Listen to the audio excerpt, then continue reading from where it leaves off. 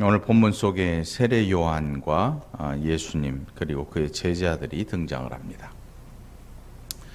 세상에는 라이벌이라고 하는 경쟁자가 있습니다. 경쟁자. 그래서 어떤 사람들은 그 경쟁자와 함께 아주 좋은 관계를 유지합니다. 또 어떤 사람들은 경쟁자가 아주 원수와 같은 그런 관계를 유지한 적도 있습니다.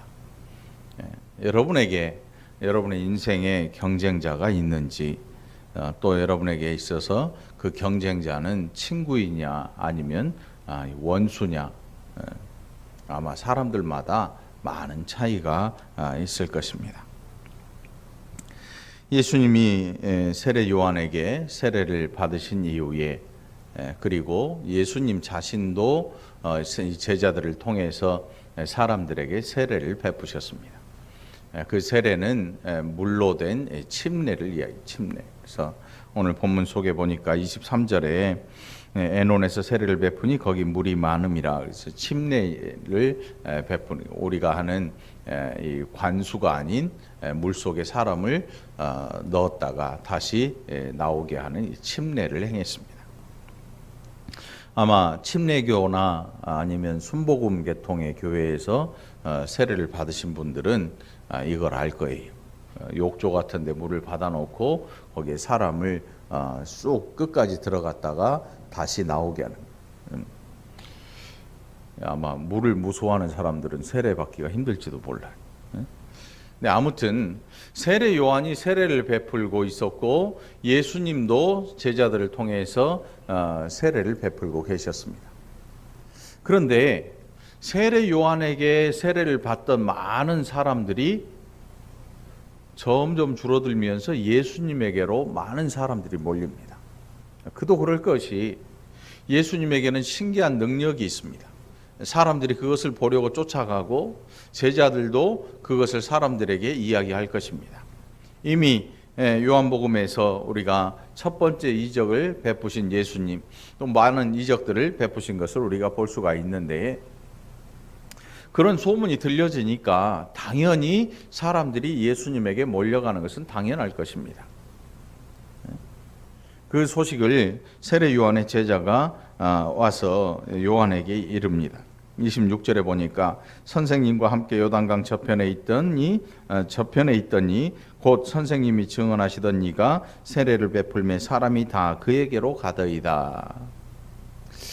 여러분, 사람이 자기에게 많이 몰려왔던 사람들이 다른 사람에게 몰려간다.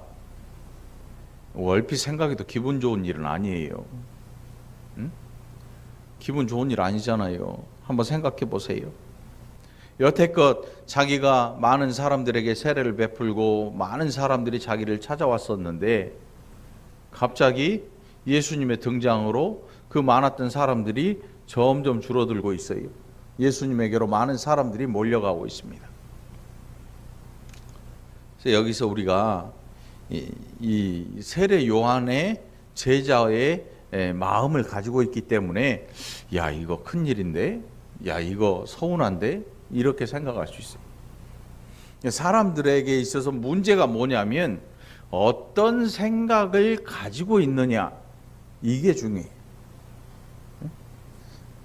어떤 문제에 대해서, 어떤 사건에 대해서, 어떤 이 공동체에 대하여서 어떤 사고를 가지고 있고 어떤 마음을 가지고 그게 그 공동체에 속해 있느냐, 이게 우리의 생각, 우리의 삶의 이 행동의 방향을 결정해요. 굉장히 중요하죠. 어떤 사람은 회사에 들어가서 죽어라고 일을 합니다. 그런데 싫다는 소리 한마디를 안 해요. 당신은 왜 월급도 쥐꼬리만큼 받는데, 월급이 쥐꼬리면 쥐꼬리 얼마예요 이게? 항상 궁금해. 애게 월급도 쥐꼬리만큼 받으면 이 쥐꼬리가 얼마짜리예요, 신옥준 원사님? 그러니까 쥐꼬리가 얼마냐고. 그게 궁금했어요, 늘. 아무튼 아니 당신은 월급도 조금 받는데 왜 그렇게 죽을 듯이 일을 합니까? 또 어떤 사람은 또 죽으라고 일을 해요.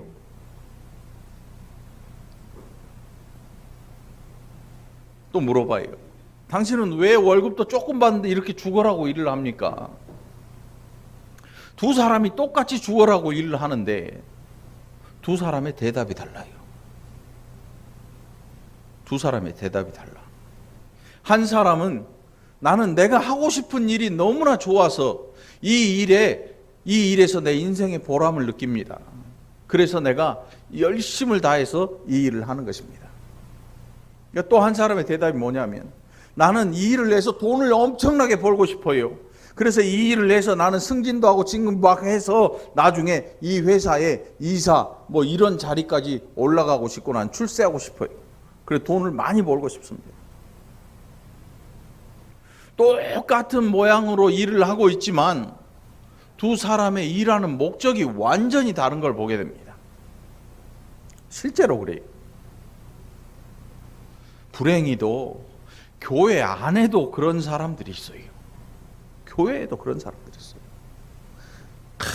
열심히 봉사하고 막 기도도 많이 하고 두 사람의 하는 모양이 똑같아요. 그런데 대답이 달라요. 당신은 왜 이렇게 열심히 합니까?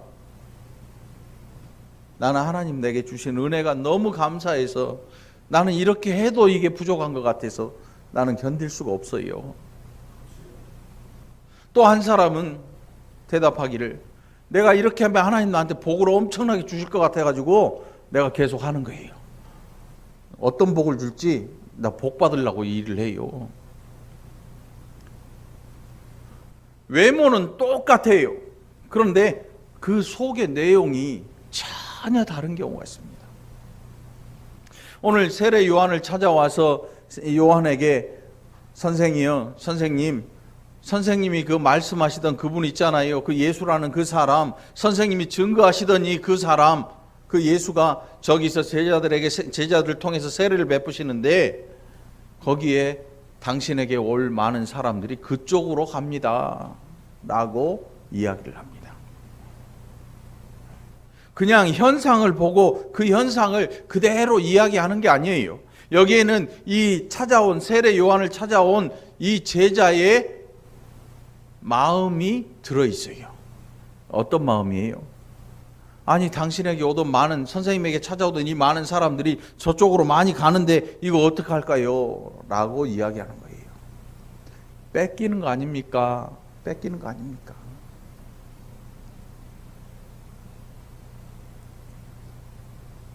여러분 이거 굉장히 심각한 이야기예요. 그래서 교회에서는 동역자라고 이름하죠, 여러분. 사도 바울도 나의 동역자 이렇게 이야기를 해요. 나의 동업자 이렇게 이야기하잖아요. 성경에 함께 주의 일을 하는 사람들을 뭐라고 부르냐면 동역자라고 불려요. 함께 일을 하는 사람들. 같은 목적을 가지고 함께 일을 하는 사람들. 동업자는 뭐예요? 동업자는 이익을 나누는 사람들이에요.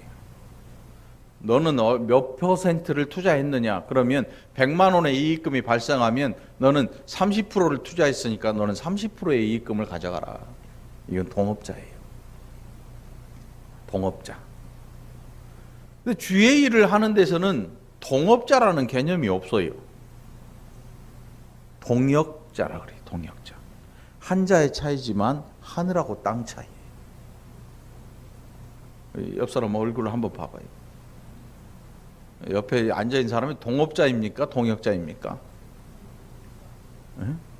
이 굉장히 중요한 문제입니다. 박 권사님 왜 고집쌤 때려요? 자기 안 쳐다본다고 패네 아주. 주먹질을 해야 되는데.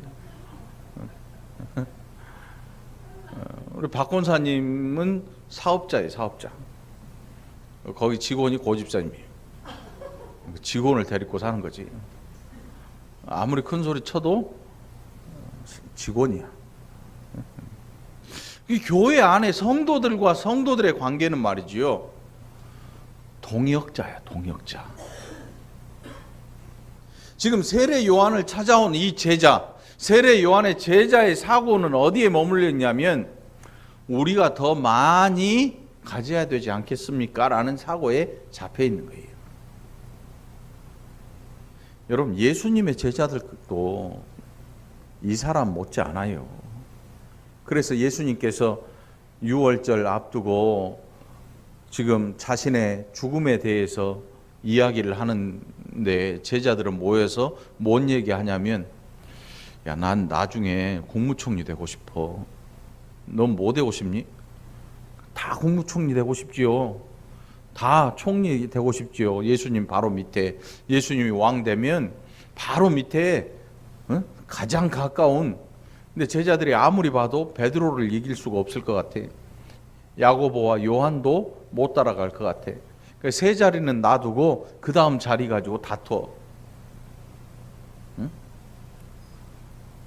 어떤 엄마는 그 소식을 듣고 예수님한테 와서 자기 아들 둘 데리고 와가지고, 예수님, 당신이 왕이 되면 우리 아들 둘 기억해 주세요. 청탁을 해요. 아직까지도 예수님의 제자들조차도 어떤 사고에 붙들려 있냐면, 어떤 삶의 생각을 가지고 있는가 하면, 많이 가지는 게 좋다.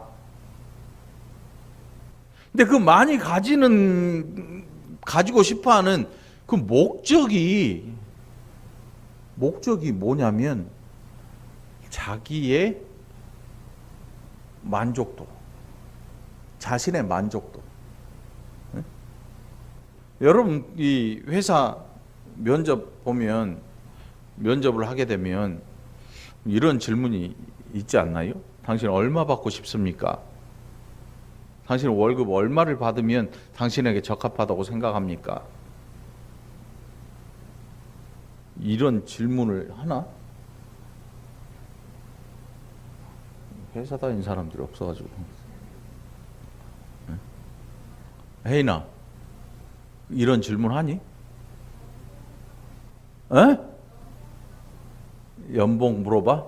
얼마 받고 싶냐고? 넌 얼마 받고 싶다 그랬니? 아마 대답하기 굉장히 곤란할 거예요. 너무 조금 불렀다가 조금 주면 안 될 것 같고, 너무 많이 불렀다가 너 나가 그럴 것 같고, 굉장히 곤란한 질문일 거예요. 자신의 가치를 나는 어떻게 평가하고 있는가에 대한 이 대답, 그걸 돈으로 환산해서 이야기하려니까 돈으로 환산하는 게 환장하는 일이지. 나를 돈으로, 액수로 표현해야 되는 이 일, 이 질문, 이 대답, 굉장히 힘든 일이죠. 세례 요한의 제자, 지금 이 사람들 많이 모이는 이 일이 자신에게는 굉장히 뿌듯하고, 굉장히 어깨에 힘이 들어가고, 굉장한 이 뭔가를 가지는 이런 일이에요. 그래서 세례 요한의 제자라는 이 사실만 가지고도 그는 유대 사회에서 목소리에 힘이 들어갈 정도로. 저 어떤 성도님들 보니까 큰 교회에, 정말 큰 교회에 뭐 직분자예요, 직분자. 그 자체로 아주 굉장한 이 자부심을 가지고 있더라고요. 나는 목사님 누구신데 그 교회 장로입니다. 아니 뭘 맡고 있습니다. 직책, 자기의 직분을 이야기해요. 그 자체로 어마어마한 이 스펙 같은 그런 걸 가지고 있어요. 그래가지고 목회자 목사님한테 물어봐요. 목사님 개척하셨어요? 개척교회예요? 이렇게 물어봐요. 이게 사실은 우리가 참 그럴 수밖에 없어요, 사실은. 왜냐하면 우리의 한계거든요. 우리의 한계. 아마 여러분도 그럴걸요. 여러분도 그럴 거예요. 밖에 나가서 큰 교회 다니는 집사님을 만나든지 뭐 안수 집사님이나 장로님 만나면 살짝 기가 죽을 수도 있어요. 깨갱, 우리는 몇 명 안 되는데, 우리는 몇 명 안 되는데. 성도님 우리는 2,000명, 5,000명 이래요. 아마 기가 살짝 죽을 수도 있고, 아니면 상대적인 빈곤함을 느낄 수도 있고, 뭐 여러 가지 생각을 가질 수 있어요. 그런데 여러분, 오늘 이 본문을 통해서 그게 정말 쓸데없는 일이라는 사실, 세례 요한이 뭐라고 하는가 하면 그는 흥하여야 되실 분이고 나는 쇠하여야 될 사람이다. 이게 세례 요한의 생각이에요. 전혀 세속적이지 않죠.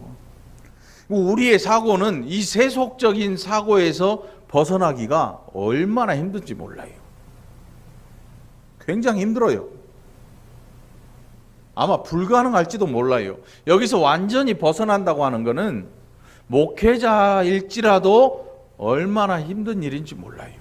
왜냐하면 여기서 벗어난다고 하는 것은 나중에 세례 요한의 결과를 보면 알 수가 있잖아요. 머리가 잘려요. 머리가 잘려 죽어요. 머리가 잘려서 쟁반 위에다가 그걸 갖다가 보여주는 게 정말로 쇠한 사람 돼버려. 그런데 이 땅에서 보기에 쇠한 것이지. 우리게 오늘 이 본문 속에 보면 요한의 세례 요한의 믿음이 어쩌고 저쩌고 이야기를 할 수도 있겠지만, 오늘 저는 세례 요한을 찾아온 이 세례 요한의 제자의 생각, 그리고 저와 여러분의 생각이 어떤 건지를 한번 이야기해 보고 싶어요. 여러분이었다면 세례 요한에게 찾아가서 뭐라고 했을까? 아마 똑같은 이야기를 해댔을 겁니다. 별 차이 없을 거예요. 그러나 오늘 우리에게 주어진 이 성경을 통해서 우리의 사고를 좀 바꿔야 돼. 우리의 심령의 마음을, 우리의 마음을 좀 뜯어 고칠 필요가 있다는 사실입니다. 교회에는 경쟁자가 없어요, 여러분. 달려갈 길 다 가고 해가지고 부흥회 가니까 어떤 부흥 강사님들은 1등을 하고 헌금도 많이 하고 기도도 다른 사람보다 5분 더 하려고 기도 안 끝나고 옆으로 보고 5분 더 하고 나가고 이게 경쟁 아니에요, 여러분. 교회 안에는 경쟁자가 없어요. 여러분 옆 사람 얼굴 한번 봐봐요. 앞뒤로 한번 봐봐요.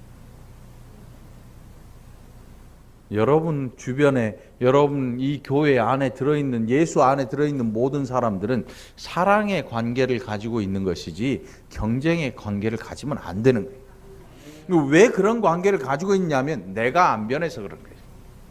내가 변하고 예수 안에 들어와 있다는 이 사실이 내가 확실하게 이해하게 되면 내가 가지고 있던 이 마음이 얼마나 세속적이고 얼마나 부질없는 것인지를 알게 되는 거죠. 세례 요한의 제자들, 그 가운데서 예수님의 제자가 된 사람들도 있어요. 예수님의 제자들도 마찬가지예요. 예수님 정도면 여러분, 그래서 어느 대학 교수, 유명한 교수님들 그 밑에서 배우면 어마어마한 뭘 얻을 것 같잖아요. 그 교수가 가지고 있는 지적인 그게 잘못되어 있으면 다 잘못된 걸 받아가는 거예요. 그런데 우리 예수님이 가지고 계신 게 잘못된 게 없잖아요. 그럼에도 불구하고 제자들이 아직 안 변해요. 안 변해. 이 지독하게 안 변한 인간들이야. 지독하게 안 변해. 예수님 십자가에 달릴 그 날을 앞두고 계시는데 자기들은 자리 싸움하고 있는 거예요. 이해를 못하고, 예수님 따라온 목적이 지금 예수님 갖고 계신 능력, 그 능력을 가지고 어떤 일을 하실지, 왕이 되고 로마를 물리치고, 그리고 자신들이 이제는 옆에 가까이 있었으니까 자신들이 취할 자리에 대한 생각으로 머릿속이 가득 차 있는 거예요. 이게 변화되기 전에 제자들의 모습이에요. 오늘 저와 여러분도 제자들하고 별반 다를 게 없어요. 별반 다를 게 없어요. 우리 까놓고 이야기하면 아직 멀었단 말이에요. 아직 멀었어요. 그래서 이야기하는 것이나 이런 걸 대화를 하다 보면 어떤 때는 막 속 터지게 답답할 경우도 있고, 왜 그런 생각을 하나, 왜 이런 사고를 가지고 있나. 그러니까 굉장히 답답한 거지요. 저도 마찬가지고, 제가 뭐 잘났다고 지금 여러분 앞에 서 있는 게 아니잖아요.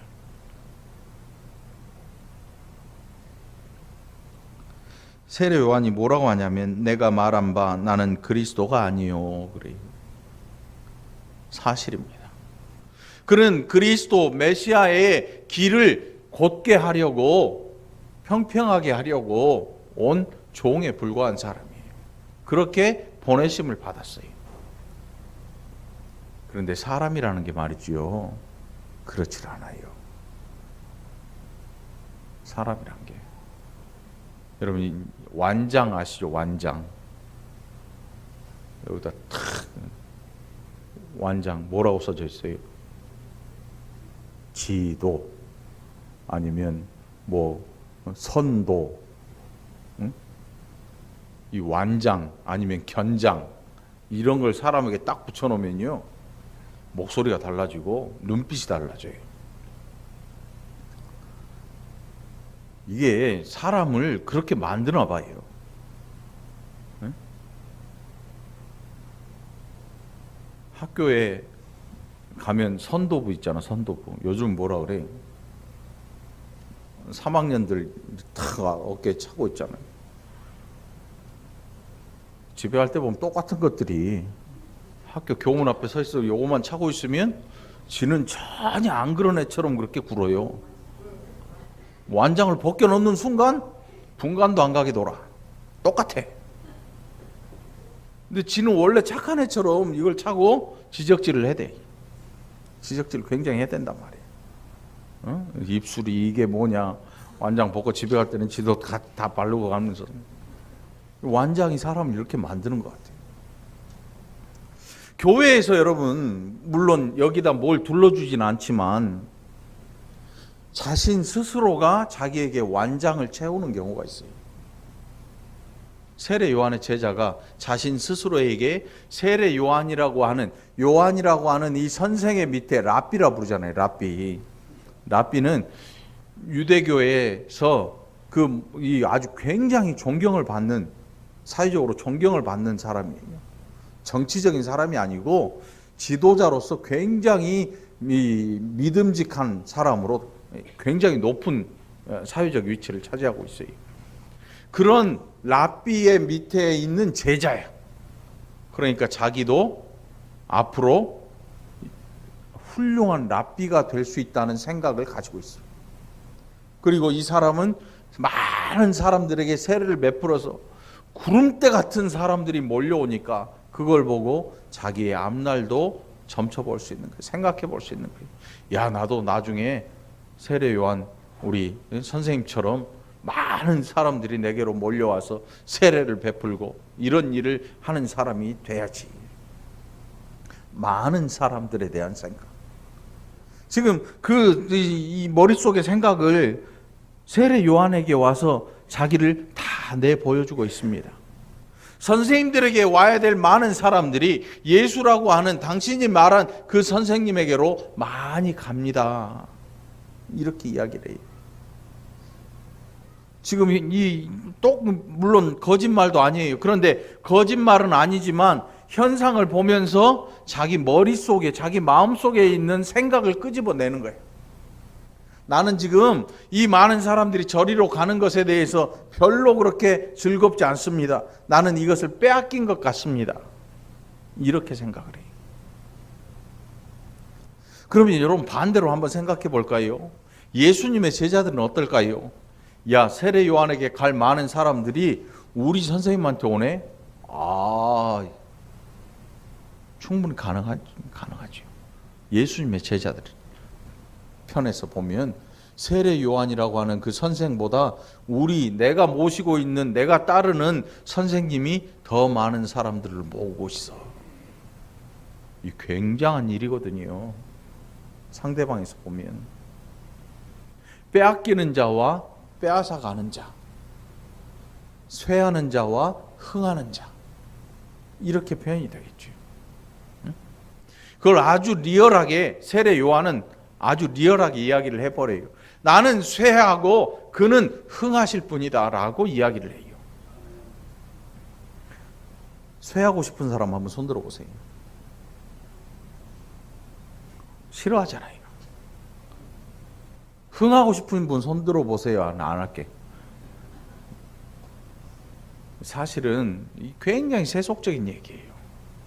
세례 요한이 그 제자에게 나는 쇠하여야 하고 그는 흥하여야 하리라고 이렇게 말한 이유가 그 제자의 마음을 알기 때문에 이렇게 보여준 걸 거예요. 그래, 네가 보는 것처럼 너의 생각처럼 나는 쇠퇴해야 할 사람이고 네가 보는 것처럼 그 예수라는 그분은 앞으로 흥하여야 되실 분이에요. 그런데 예수님이 흥하신 분이 아니잖아요. 예수님 어떤 분이에요? 십자가에 달려 죽어버리잖아요. 헬라인에게는, 유대인에게는 꺼리는 것이요, 거리끼는 것이요, 헬라인에게는 미련한 일이 십자가가. 세례 요한이 말한 것처럼 막 흥했으면 예수님 왕 돼야지요. 그런데 지금 세례 요한이 예수님에게 이런 걸 말하는 게 아니고 그 제자에게 말하는 거예요. 그의 사고를 아니까, 그의 생각을 아니까. 그래, 너의 생각처럼 나는 쇠할 자고 그분은 흥하실 분이다. 예수님 흥하신 분이 아니잖아요. 여러분은 쇠하는 거 싫어하잖아요. 우리는 쇠퇴하는 거 싫어해요. 목사인 저도 똑같아요. 사람이 많아지면 좋아지고 좀 없어지면 힘들어해져요. 여러분한테 티는 안 내지만 설교할 때 사람이 조금 앉아있으면 힘들어. 많이 앉아있으면 괜히 신나. 그게 함정이거든요. 세례 요한의 제자 같은 제자의 이 한계를 벗어나지 못하거든요. 우리의 생각이 그래요. 세상 사람들 생각은 뭐 더할 나위 없고 성도들의 생각은 적어도 여기서 좀 벗어나야 될 필요가 있다는 사실이에요. 여러분, 교회는 큰 교회가 좋아요? 작은 교회가 좋아요? 대답하지 마. 큰 교회가 좋아요? 작은 교회가 좋아요?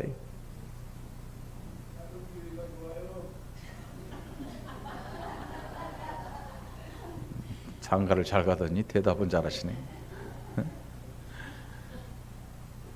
큰 교회도 예수님의 교회이고 작은 교회도 예수님의 교회예요. 우리의 사고는 이게 한계라. 우리 정영기 장로님이 저 생각에서 지금 대답해 준 거야. 제가 낙심할까 봐. 큰 교회 좋아요 그러면 제가 성질 낼까 봐. 낙심할까 봐. 모든 교회는 하나님의 것이고 예수 그리스도의 피로 사신, 값주고 사신 교회예요. 여기에는 큰 교회, 작은 교회 개념이 들어가면 안 돼요. 사람이 많으냐 적으냐는 중요한 문제가 아니에요. 중요한 문제는 뭐냐면 그곳에서 올바르게 말씀이 선포되고 있느냐의 문제가 중요한 거죠. 이걸 간과해 버리고 많네. 제가 신학교 1학년 딱 들어가는데 저는 신학교를 가려고 생각조차 한 적이 없는 사람이에요. 갈 데가 없어서 간 거야. 진짜로 학교를 가려니까 하고 싶은 것도 없더라고. 근데 어머니가 신학해라. 갈 데가 없으니까 그래요 그럼 갑시다. 갔어요. 갔더니 막 세상에, 제가 지금 처음 여태껏 이런 얘기 한 적이 없어요. 우리 어머니 듣는 데서. 갔더니 애들이 달라요. 막 교회 무슨 기도 얘기 막. 나는 아무것도 없거든요. 난 그때 교회도 잘 안 다니던 때야. 억지로 교회 주일날 되면 안 가려고 생쇼를 하던 애가 신학교를 갔으니까 한번 생각을 해보세요. 지금이니까 이제 얘기를 하는 건데 그때는 창피하더라고. 와, 막 하는 얘기들이 자기의 나중에 꿈은 뭐 교회 차는 뭘로 하고 교회 건물은 어디다 짓고 막 이런 얘기를 하는 거야. 진짜로 그러더라고. 몇 명 교인을 뭐 하고 그 기도를 하고 막 그래. 원대한 포부를 가지고 있더라고. 나쁘다는 얘기 아니고 진짜로 그러더라고, 진짜로. 그러니까 들어가서 기가 팍 죽었어요. 야, 나는 뭐냐? 괜히 온 거 아니냐? 괜히 온 거 아니야? 그때 집사람을 만났거든. 신학교 입학하는 해에 집사람을 만나서 잊어먹지도 않아. 집사람 때문에 학교 다녔어. 그냥 다닌 거야, 그냥 집사람 때문에. 그냥 다닌 거지. 근데 세월이 지날수록 보니까 그렇게 많은 신학생들이 졸업을 했는데 다 어디 가고 없어. 목회하고 있는 졸업생들이 없어요. 별로 없어요. 신대원, 대학원을 졸업하고 봤는데도 목회하고 있는 분들이 별로 없어요. 근데 간간히 들려오는 그런 뭐 어디 목사님 됐고 뭐 위임식을 하고 뭐 큰 교회로 간 분도 있고 교수님 된 분도 있고 하는데 정작 목회자가 별로 없어. 그래서 제가 야, 나는 성공한 인간이네 이런 생각이 들더라고. 왜냐하면 목사하려고 가서 목사하고 목회하고 있으니까. 네? 저 지금 자랑하는 게 아니고 진짜 자랑이 있는데 그 뭐냐면 우리 교회 한 50명 되잖아요. 우리나라 교회에 10% 안에 들어요. 50명이면. 진짜 농담 아니에요. 거짓말 아니라니까. 그런 눈으로 쳐다보지 마. 설마 이러지. 딱 눈동자 보면 알아. 설마. 제가 농담을 잘한다고 거짓말 하지 않아요. 100명 넘는 교회가 우리나라에 5%. 응? 교회 그 무슨 성장 뭐 전략 연구소인가 거기서 발표한 게 있더라고. 100명 넘는 교회가 우리나라 교회의 5%예요. 5%. 우리는 그럼 50명 넘으니까 10%겠지. 10% 안에 드는 거겠지. 우리나라 교회 몇 개나 될 것 같아요? 몇만 개 돼요. 몇만 개. 몇만 교회 중에서 10% 안에 드는 거야. 대단하죠. 좋아할 건 없어요. 좋아할 건 없어. 좋아할 건 없고 지금 그 얘기 하려고 하는 게 아니고 교회라고 하는 이 공동체를 바라보는 생각을 바꾸자 이거예요. 머릿속을 바꾸고 마음속을 바꿔라. 그러면 뭐가 보이냐면 진짜 예수님이 보이는 거죠. 세속적인 이 모든 생각, 우리가 여태껏 땀 흘려 수고하고 했던 모든 일들, 기도하던 모든 목적들이 다 바뀌어지고 예수님이 이제 제대로 보이기 시작하는 거예요. 예수님 제대로 보지 못하면 뭔 얘기하냐면 야고보, 베드로, 야고보, 요한이 예수님이 산에 데리고 올라가신 적이 있어요. 근데 거기서 뭘 봤냐면 뭘 봐요? 뭘 봤어? 옛날에 죽은 줄 알았던 사람들이 거기서 예수님하고 이야기하는 걸 봤어요. 그랬더니 베드로가 대뜸한단 말이 주여 여기가 좋사오니 초막 셋을 지어서 예수님 한 채 하시고 이 사람들 이분들 한 채 하고 나머지 우리 여기서 살게 내려가지 말고 여기서 지냅시다. 이 얘기 나와요. 베드로에서 그런 게 아니고 제대로 변하지 않았기 때문에 이 이야기가 나오는 거예요. 이거는 성도의 문제가 아니고 성도들만의 문제가 아니고 목회자의 문제이기도 해요, 여러분.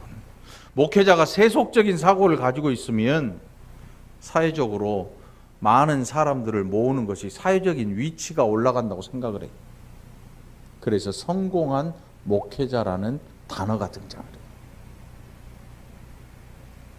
제가 교회 시작하고 어떤 전도 지금 생각하니까 막 지금도 엄청 많아요. 자기들 세미나에 가면 교회가 다 부흥한다 그래요. 다 부흥한대. 전도 세미나 한번 보세요. 왜 부흥 못합니까? 우리 세미나 들으러 오세요. 응? 막 부흥의 불길이 일어납니다. 갔다 왔는데 안 일어나. 가면 뭔 얘기 하냐면 그냥 그래. 그리고 아이디어를 제공해줘. 여러분, 전도는 상품이 아니에요. 전도는 아이디어가 아니야. 그런데 대부분의 전도 세미나를 들여다보면 아이디어를 제공해줘요. 그래서 교회들에서 전도 상품을 팔아. 꽃다발도 막 팔고, 뭐 온갖 종류의 전도 용품이 있어요, 여러분. 그게 다 전도가 세속화되고 있다는 증거예요. 세속화되고 있는 거예요. 김미정 집사님 100옷 이사 갔다며. 아마 교회에서 전단지 막 들어올걸. 그 오이도 교회 이사 갔잖아. 여기 있던 교회가 저리 갔잖아. 부흥해야 되니까. 뭐 그 교회 잘못됐다는 얘기 아니야. 교회들이 발빨아요. 발빨라. 뭐 여전도사님들 막 이제 막 한참 이사하고 있으면 가서, 요즘 점점 경쟁이 붙다 보니까 이삿짐을 아예 날라줘 버려. 이삿짐을 아예 날라줘, 교육자들은. 이사하고 있으면 교회 다니세요? 어머, 저희 어디서 왔어요? 이제 하는 거야. 상업주의로 타락하고 있는 거야. 이게 굉장히 위험한 일이야, 사실은. 전도는 말이지요, 하나님 나라의 복음을 전하는 일인데 세상적인 것을 나누면서 사람의 마음을 살려고 하는 거예요. 이게 뭐냐면 백화점이거든요. 이런 일을 하는 건 백화점. 여러분, 백화점 엘리베이터 타면 누가 있어요? 고급 백화점 가면 엘리베이터 거기 얼마나 이뻐요. 올라갑니다. 요즘 이런 거 없나? 내려갑니다. 어디 가서 그런 대접을 받아봐요. 아파트 엘리베이터를 타봐요. 개똥 냄새 나지. 덜컹대지. 어느 누가 인사도 안 해. 애들이, 초등학생들이 보고 인사도 안 해요. 위아래 모르는데 어떻게 인사를 하겠어. 근데 이놈의 백화점만 가면 올라갑니다. 내리면 90도로 인사하면서 안녕히 가십시오. 뭐 정문에서부터 주차하러 들어가는데 으쓱하게 만들어줘. 나보고 인사를 해. 저 이쁜 아가씨가 막 반짝반짝 흰 장갑 낀 막 유니폼을 입은 이쁜 아가씨들이 막 이쪽으로 오라고 나를 모셔가고 막 얼마나 기분 좋아. 그런데 교회가 그렇게 변하고 있어. 교회가 점점 변하고 있어. 백화점처럼. 서비스라는 이야기가 나와. 교회가 서비스. 얼만큼 세속화되고 있는지를 단적으로 보여주는 거지. 우리 교회도 그렇게 할 수 있어요. 한복 입혀가지고 저 밑에 1층 양쪽 입구에 탁 서가지고 막 교회 띠 두르고 주보 들고 막 안녕하세요, 월구중앙교회예요. 근데 중요한 거는 1층에 내려갈 만한 미모가 없다는 거야.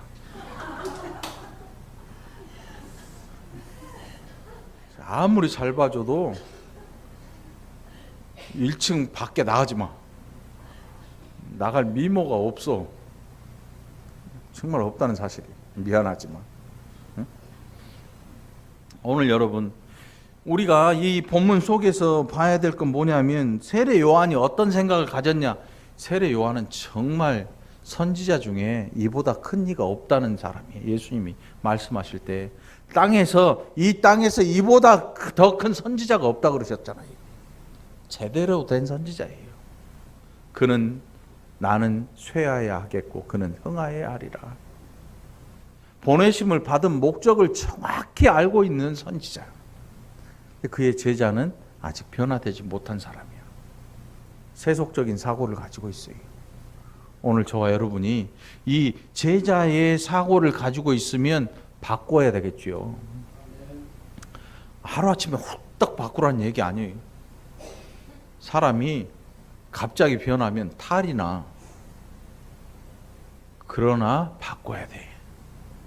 조금씩이라도 바꿔나가야 돼.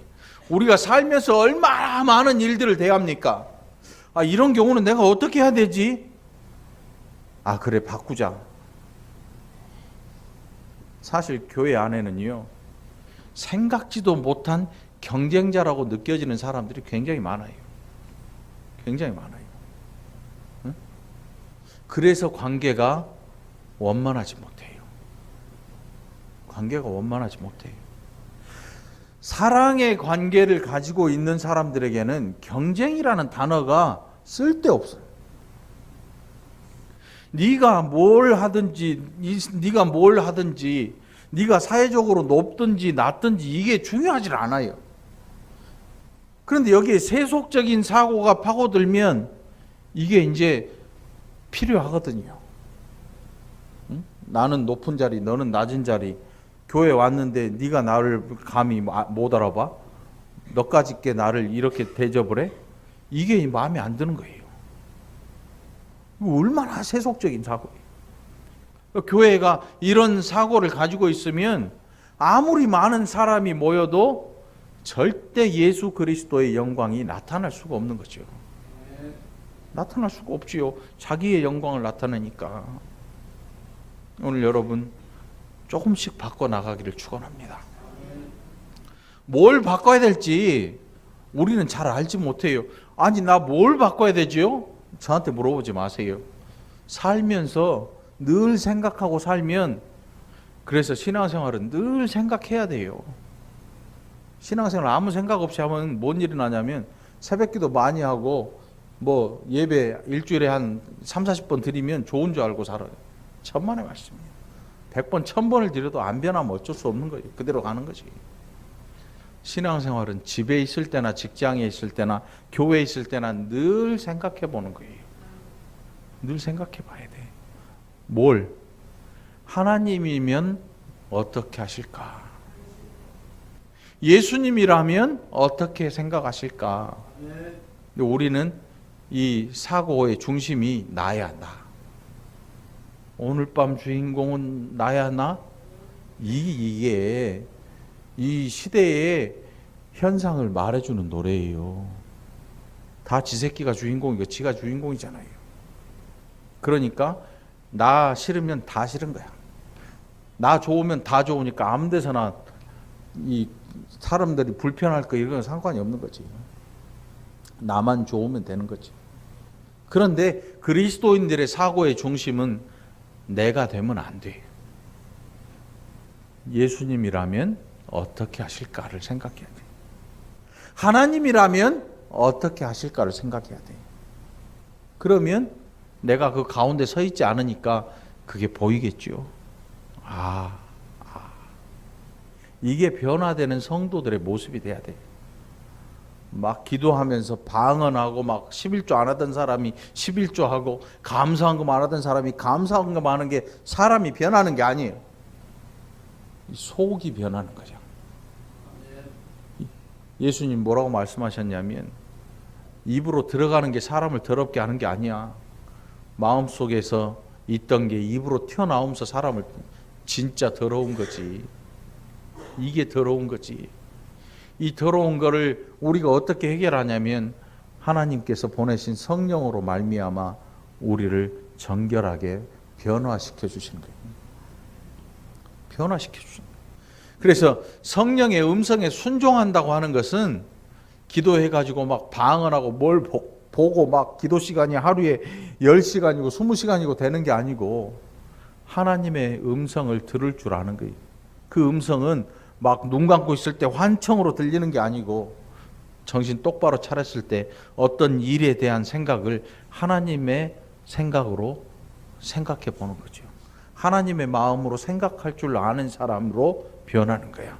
그게 하나님 중심의 신앙생활이라고 하는 게 바로 이런 거예요.